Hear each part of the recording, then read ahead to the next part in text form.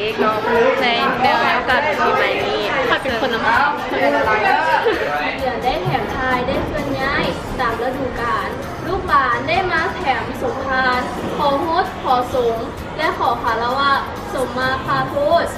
หากว่าพานมาลูกหลานได้ไปเป็นบ้าเป็นกรรมสะบาดสะกรรมให้พวกลูกหลานด้วยกายยังเขากับพยายามหลีกเลี่ยงบางเหตุกับแน่นอนคนเขาในชีวิตหนึ่งที่ให้มันดีมันทุกอันมันกับบ่ได้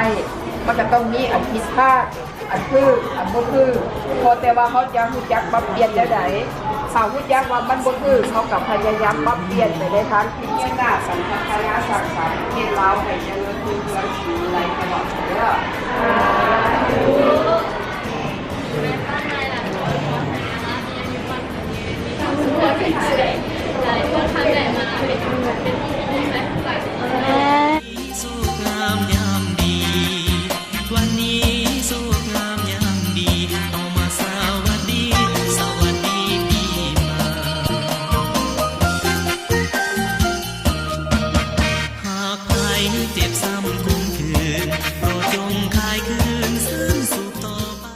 สบายดีเมื่อทุกคนสวยอยู่ในพวกหลานเป็นนักเรียนที่ดีเรียน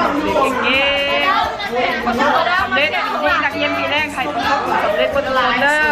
ร่างมันแข็งขนาดแน่เอาให้ปวดเข้าให้คุณเจ้าตัวความรู้ความฉลาดไหลเข้าหาเจ้าเด้อและความรู้เยอะทุกคน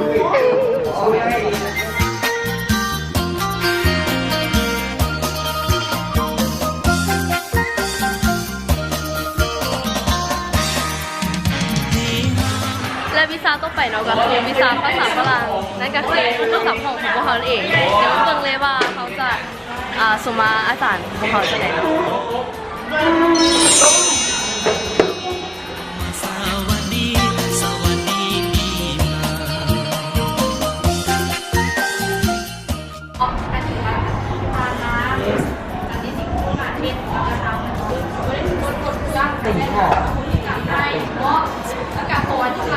ตั้งใจเรียนเนาะทุกของงานไปกับผมให้เป็นผู้ใหญ่พวกหลานเห็นอันไหนมีอย่างบอกได้เช่นบอกเบิร์ดอันไหนซ้อนบอกเข้าใจนั่นก็ไปหามาเนาะบอกเข้าใจหรือบ่อยอย่างนี้กิน